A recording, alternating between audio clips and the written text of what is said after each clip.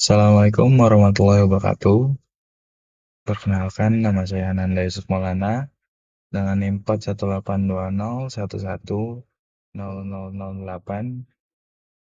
Di sini saya akan mempresentasikan mengenai hak asasi manusia di Indonesia eh, untuk tugas kewarganegaraan.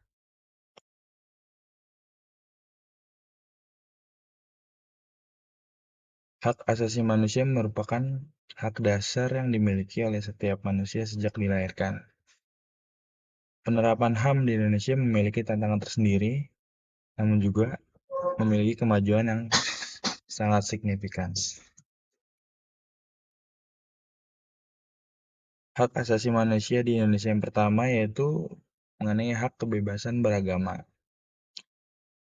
Hak kebebasan beragama adalah hak setiap individu untuk memilih, menganut, dan menjalankan ibadah sesuai dengan keyakinan tanpa adanya tekanan atau paksaan dari pihak lain. Pentingnya hak ini yaitu menjamin keberagaman agama dan kepercayaan di Indonesia sebagai negara dengan masyarakat yang pluralistik. Hal ini mendukung terciptanya perdamaian dan keharmonisan antar umat agama.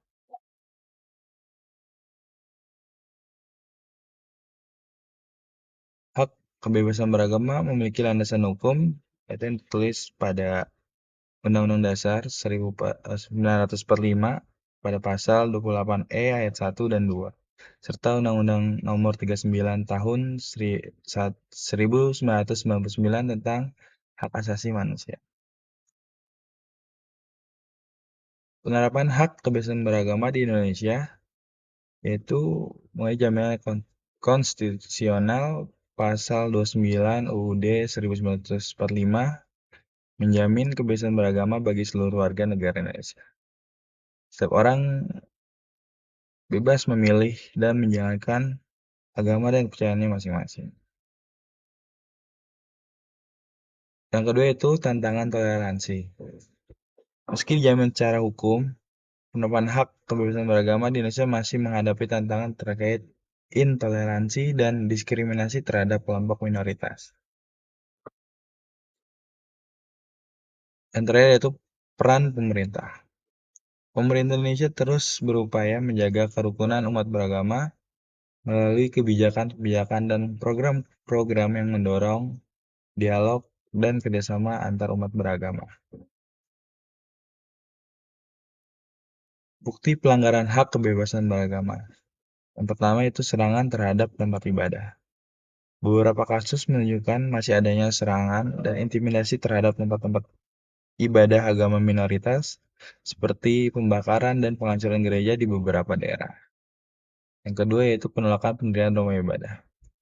Masih terdapat banyak laporan tentang penolakan pembangunan atau pendirian rumah ibadah bagi kelompok agama tertentu di berbagai daerah Indonesia. Yang terakhir yaitu diskriminasi terhadap penganut aliran kepercayaan.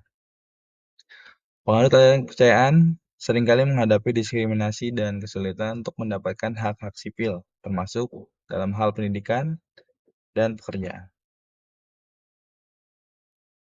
Yang kedua adalah hak atas pendidikan. Hak atas pendidikan adalah hak dasar manusia yang menjamin setiap orang untuk memperoleh akses terhadap pendidikan yang layak, berkualitas, dan terjangkau tanpa diskriminasi. Memiliki landasan hukum, yaitu pada Undang-Undang Dasar 1945, Pasal 31, serta berbagi peraturan perundang-undangan lainnya.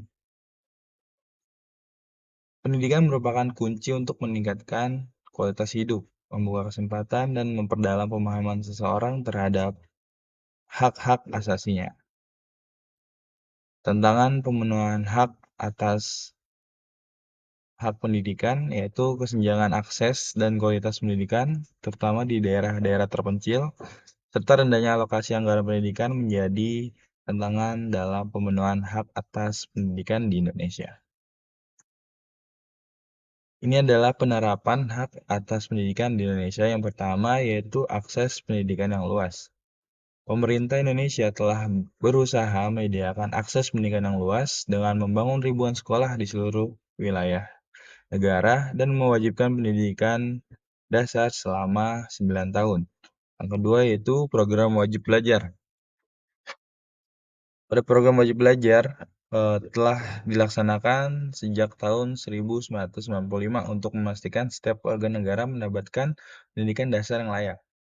Yang ketiga yaitu subsidi biaya pendidikan. Pemerintah juga memberikan subsidi biaya pendidikan melalui program Kartu Indonesia Pintar atau KIP untuk membantu keluarga kurang mampu membiayai pendidikan anak-anak mereka. Bukti penjunjungan tinggi hak atas pendidikan. Pemerintah Indonesia telah menjunjung tinggi hak atas pendidikan dengan berbagai upaya, seperti program wajib belajar, pembangunan infrastruktur sekolah di seluruh wilayah, dan menyediakan beasiswa bagi keluarga tidak mampu. Data menunjukkan bahwa angka partisipasi sekolah di Indonesia terus meningkat dari tahun ke tahun. Tantangan dalam pemenuhan hak asasi manusia di Indonesia. Yang pertama yaitu mengenai kemiskinan. Kemiskinan menjadi kendala utama dalam pemenuhan hak-hak dasar manusia seperti akses pendidikan, kesehatan, dan layanan publik yang memadai. Tantangan kedua yaitu korupsi. Praktik korupsi yang masih mewabah di berbagai sektor pemerintah menghambat alokasi sumber daya untuk program kesejahteraan rakyat. Yang ketiga yaitu diskriminasi. Masih adanya praktik diskriminasi berdasarkan ras, agama, dan status sosial, merugikan kelompok-kelompok rentan dalam masyarakat. Upaya pemerintah dalam menjunjung tinggi hak asasi manusia. Yang pertama yaitulah ada pengadilan hak asasi manusia. Pemerintah telah mendirikan pengadilan hak asasi manusia untuk menyelidiki dan menghukum pelanggaran berat HAM, seperti genosida dan kejahatan terhadap kemanusiaan. Upaya pemerintah yang kedua yaitu Komisi Nasional. Komisi Nasional HAM di Indonesia dibentuk untuk memantau, menyelidiki, dan mempromosikan penghormatan terhadap HAM di Indonesia. Yang terakhir yaitu pelatihan HAM. Kementerian Hukum dan HAM menyelenggarakan pelatihan dan edukasi tentang HAM bagi aparatur negara dan masyarakat untuk meningkatkan kesadaran dan pemahaman akan hak-hak asasi manusia. Kesimpulannya yaitu hak asasi manusia di Indonesia memiliki perkembangan yang kompleks. Meskipun terdapat kemajuan dalam upaya pemenuhan hak, masih ada tantangan yang harus dihadapi, terutama terkait hak kebebasan beragama dan hak atas pendidikan.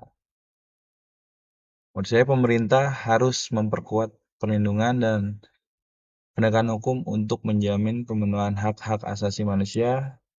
Upaya-upaya pemberdayaan masyarakat juga diperlukan untuk menciptakan kesadaran dan partisipasi aktif dalam memperjuangkan hak-hak mereka. Ya, itu adalah presentasi dari saya mengenai hak asasi manusia di Indonesia. Mohon maaf jika ada kata yang kurang berkenan. Wassalamualaikum warahmatullahi wabarakatuh.